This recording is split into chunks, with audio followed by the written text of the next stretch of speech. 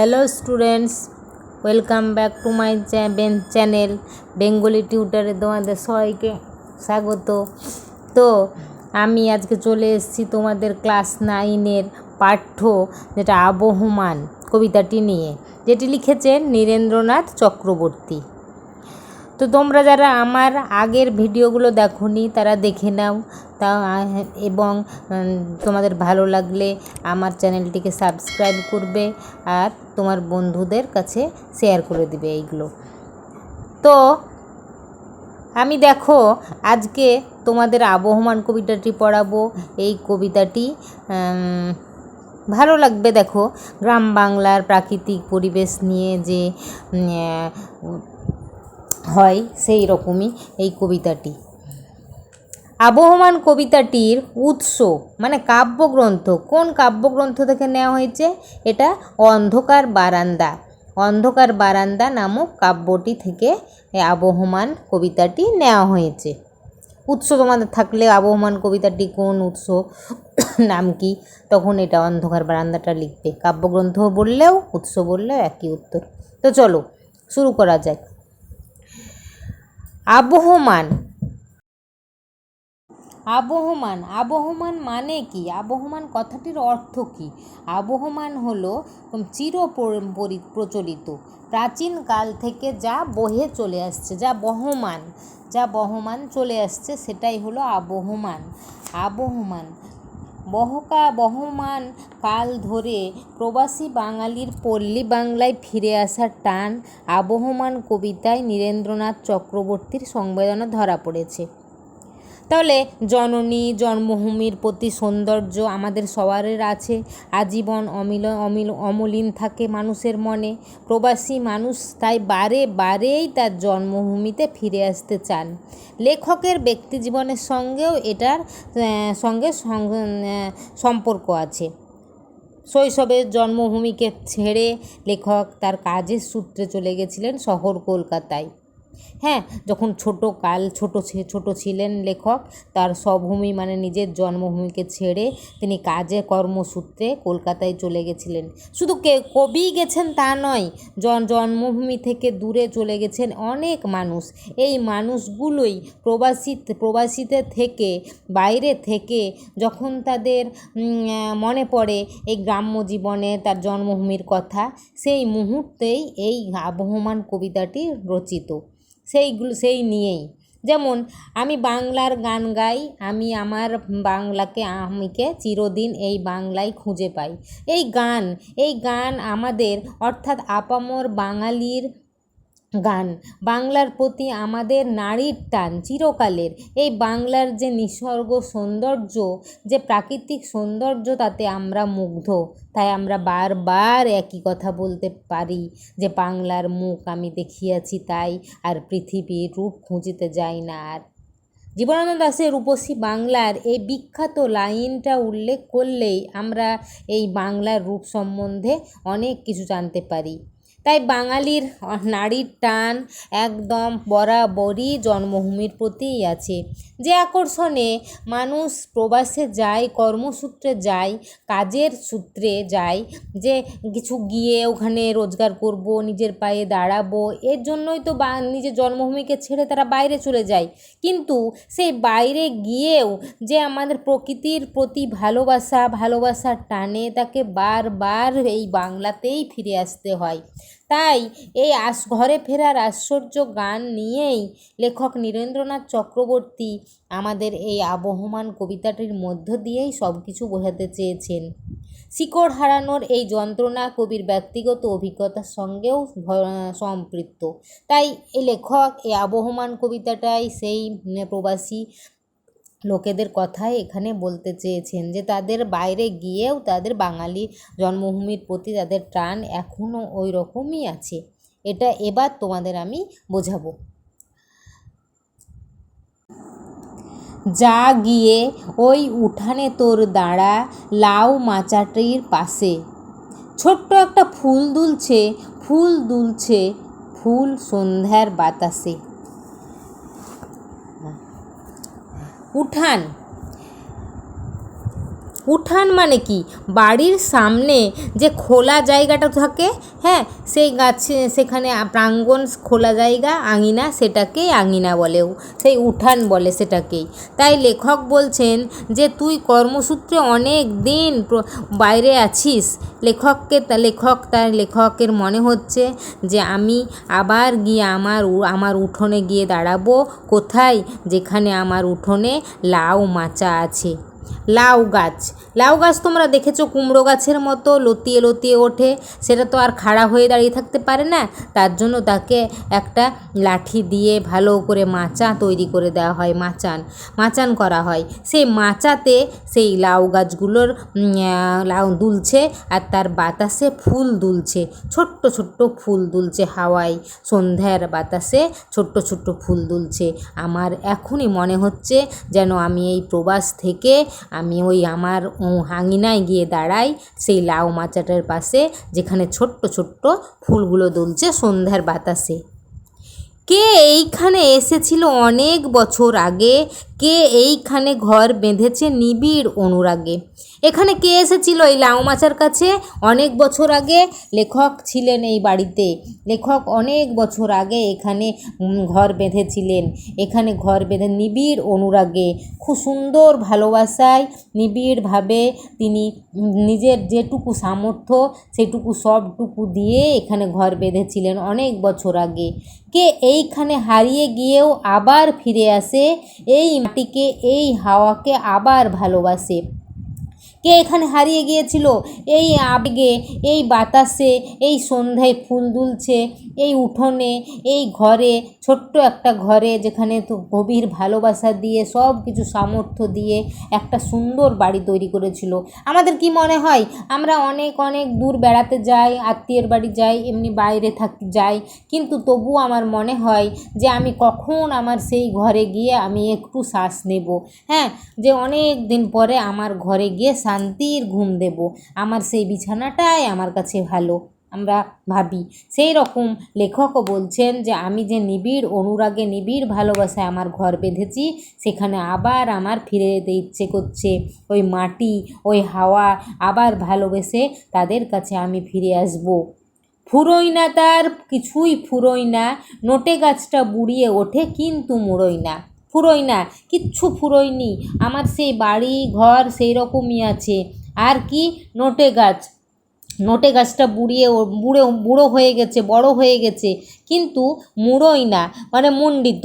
দেখো অনেক বড় বড় গাছগুলো, যেমন গোলাপের গাছ বড় হয়ে গেলে কি করি আমরা? পাতাগুলো ছেঁটে দিই, কিন্তু এখানে সেই নোটে গাছ একটা শাক বিশেষ গাছ, সেটা বুড়িয়ে গিয়েছে, বুড়ো হয়ে গেছে, কিন্তু তাকে কেউ মুন্ডন করেনি, তাকে কেউ ছেঁটে দেয়নি। সে আস্তে আস্তে নিজের মনের মতো করে বড় হয়েছে, আবার বুড়িয়ে গেছে। তাই বলছেন লেখক, কিছুই ফুরোয় না, সব কিছু আবার আগের মতো আছে। তুমি ভালোবেসে তোমার বাড়িতে এসে আবার তুমি এখানে থাকতে পারো, তোমার জন্মভূমিতে। যা গিয়ে ওই উঠোনে তোর দাঁড়া, লাউ মাচাটার পাশে ছোট্ট একটা ফুল দুলছে সন্ধ্যার বাতাসে। যা, তুই গিয়ে দাঁড়া, তোর কাছে আবার সেই পরিচিত হয়ে উঠবে লাউ মাচাটার পাশে। তুই গিয়ে দাঁড়া, যেখানে সন্ধ্যার বাতাসে ছোট্ট ছোট্ট লাউয়ের ফুলগুলি দুলছে। তাহলে লেখক বলতে চেয়েছেন, নীরেন্দ্রনাথ চক্রবর্তী, যে আমি লেখকের একটা ব্যক্তিগত জীবনের সঙ্গে এই কবিতাটি অনেক মিল আছে। লেখক যে প্রবাসে গেছেন, সেখানে থেকেও তিনি তার জন্মভূমিকে ভুলতে পারেননি। তাই বলছেন যে আমি আবার আমার লাউ মাচা, সমস্ত প্রবাসীর উদ্দেশ্যেই তিনি বলছেন যে তুমি আবার তোমার সেই ছোট্ট জন্মভূমিতে, ছোট্ট ঘরে তুমি আবার ফিরে যাও। দেখো তোমার আবার ভালো লাগবে। অনেক দিন বাইরে থাকার পর জন্মভূমিতে ফেরার জন্য তারা ব্যাকুল হয়ে উঠেছেন। প্রথম স্তবকটিতে যেটা আমি পড়ালাম, জাগিয়ে ওই উঠোনে তোর দাঁড়া, সেখানে স্তবকটিতে কবি বারবার ব্যবহার করেছেন আত্মবিশ্বাসী হয়েছেন জন্মভূমির কাছে ফিরে আসার। বঙ্গ প্রকৃতির অনাবিল সৌন্দর্য পুরাকাল থেকেই বর্তমান পর্যন্ত বঙ্গজনকে সময় আকৃষ্ট করে রেখেছে। তারা দূরে গিয়েও বারে বারে ফিরে আসতে চেয়েছেন এই বাংলায়। আসলে বাইরে থেকে বিদেশ বিভুঁইয়ে থেকে বিলাসিতা থাকতে পারে, কিন্তু তাদের দিতে পারে পর্যাপ্ত পরিমাণে, বাইরে তাদের সুখ স্বাচ্ছন্দ্য অনেক বেড়ে যায়, অর্থ খ্যাতি যশ সব কিছু পায়, কিন্তু এই ছায়া সুনিবিড় শান্তির নীড় সে সেখানে খুঁজে পায় না। সেটুকুই এই প্রথম পর্যায়ে বোঝাতে চেয়েছেন কবি। তারপর দেখো, ফুরোয় না তার যাওয়া আর ফুরোয় না তার আশা, ফুরোয় না সেই এক গুঁয়েটার দুরন্ত পিপাসা। একগুঁয়ে, একগুঁয়ে মানে কি? একগুঁয়ে মানে অবাধ্য, হ্যাঁ, অবাধ্য হয়ে, ফুরোয় না তার আসা যাওয়া, মানে এই যে বাংলার প্রতি টান, জন্মভূমির প্রতি টান, সেটা কিন্তু ফুরিয়ে যায় না। এটা ফুরোনো নয় যে আমি আমার জন্মভূমিকে ভুলে যাব। এই যে আশা, এই যে আগমন, এই জন্মভূমির প্রতি আশা, সেটা কিন্তু ফুরে যায় না। সেটা একগুঁয়ে, একরোখা হয়ে, অবাধ্য হয়ে দুরন্ত পিপাসার মতো থেকে যায়। আমাদের কি, আমাদের যেমন জল পিপাসা পায়, তেমন আমরা কি তাহলে অন্য কিছু খাবার তখন খেতে পারি না। সে অবাধ্য হয়ে আমরা জলের দিকেই ছুটে যাই।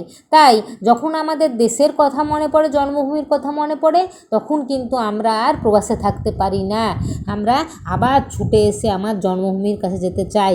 তাই লেখক এখানে বোঝাতে চেয়েছেন যে সেই জন্মভূমির প্রতি আমাদের টানটা কিন্তু ফুরিয়ে যায় না। সারাটা দিন আপন মনে ঘাসের গন্ধ মাখে, সারাটা রাত তারাই তারাই স্বপ্ন এঁকে রাখে। সারা দিন কাজ করার পরে যখন মনের মধ্যে সেই ঘাসের, সেই জন্মভূমির বাড়ির আশেপাশের ঘাসের গন্ধটা মনে হয়, নাকে গন্ধ আসছে, সারা রাত তারাই স্বপ্ন আঁকছে যে এই স্বপ্ন আমি যখন আমি দেশের বাড়ি আমার ওখানে থাকতাম, তখন তারাই আমি রাতের আকাশে সেই তারা দেখে স্বপ্ন আঁকতাম। সেটা আমার এখনও ফুরিয়ে যায় না, এখনও সেই অভ্যেসটা আছে। ফুরোয় না তার কিছুই, ফুরোয় না নোটে গাছটা বুড়িয়ে উঠে কিন্তু মুড়োয় না।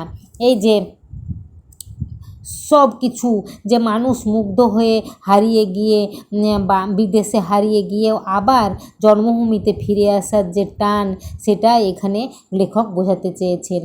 যা গিয়ে ওই উঠোনে তোর দাঁড়া, লাউ মাচাটার পাশে ছোট্ট একটা ফুল দুলছে, ফুল সন্ধ্যার বাতাসে। যা তুই গিয়ে তোর জন্মভূমির কাছে সেই উঠোনে গিয়ে দাঁড়া, সেখানে দেখ লাউ গাছের মাচার পাশে ছোট্ট একটা ফুল দুলছে, যেটা সন্ধ্যার বাতাসে কি সুন্দর হাওয়ায় দুলছে। সেখানে লেখককে যেতে বলছেন। না তার যন্ত্রণা যে দুঃখ হয় না বাসি, হারাই না তার বাগান থেকে কুন্দ ফুলের হাসি। নেভে না। কবি নীরেন্দ্রনাথ চক্রবর্তী বাংলাদেশের পল্লী প্রকৃতির আবহমান সৌন্দর্য এবং মানুষের সঙ্গে তার অবিচ্ছেদ্য সম্পর্ক প্রকাশ করতে গিয়ে এই কথাটি বলেছেন যে আমাদের কোনো দিনই নেবে না, কোনো দিনই এই যন্ত্রণা যাবে না, আর এটা কোনো দিনই বাসি হয়ে যাবে না যে আমার জন্মভূমিতে আমি ফিরে যাব না। হারাই না তার বাগান থেকে কুন্দ মানে এক প্রকার সাদা রঙের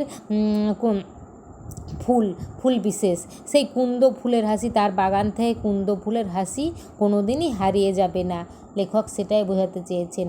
তেমনি করেই সূর্য ওঠে, তেমনি করেই ছায়া নামলে আবার ছুটে আসে সান্ধ্য নদীর হাওয়া। গ্রাম বাংলার চিরাচরিত এই যে রূপটি প্রবাসী মানুষকে বারবার নিজের কাছে ফিরে আসতে আহ্বান করেছেন, যে এই বঙ্গদেশের প্রতিটি কোণ সূর্যের উদয়ে আলোকিত হয় আর ছায়াচ্ছন্নও হয়। সূর্যের আলোতে সূর্যের দুপুরবেলায় যেমন সূর্য প্রচণ্ড তাপ দেয়, সেরকম গাছপালাও তাকে ছায়া দেয়।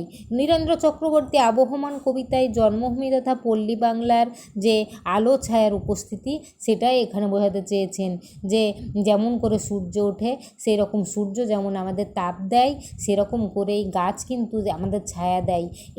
এই যে ছুটে আসা নদীর হাওয়া, এগুলো কিন্তু আমরা গ্রাম বাংলাতেই ফিরে পাই।